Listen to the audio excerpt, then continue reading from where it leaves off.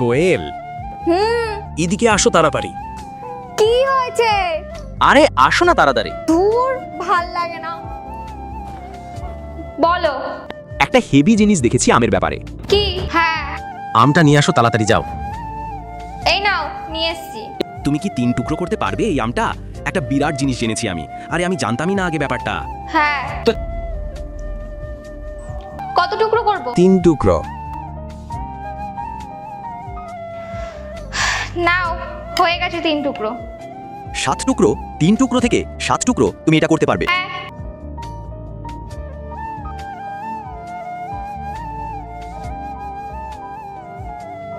এক, 2, 3, 4, 5, 6, 7। নাও, হয়ে গেছে 7 টুকরো। বোবাই চালাকি করে কোয়েলের থেকে আমের রেসিপি করে নিচ্ছিল খাওয়ার জন্য, কিন্তু কোয়েল কোনোভাবেই বুঝতে পারতেছিল না। এরপর বোবাই কোয়েলের সাথে যা করলো তা দেখলে তোমরা সকলে অবাক হয়ে যাবে। আল্লাহর এই সুন্দর নামটি দেখে যে ভিডিওতে লাইক করে চ্যানেলটি সাবস্ক্রাইব করে দিবে। হে আল্লাহ, তুমি তাদেরকে হজ করো, তো বিজ্ঞান করো। পাগল টাগল আছো নাকি?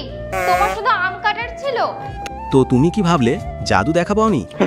জানো আমি কত ভয় পেয়ে গেছিলাম।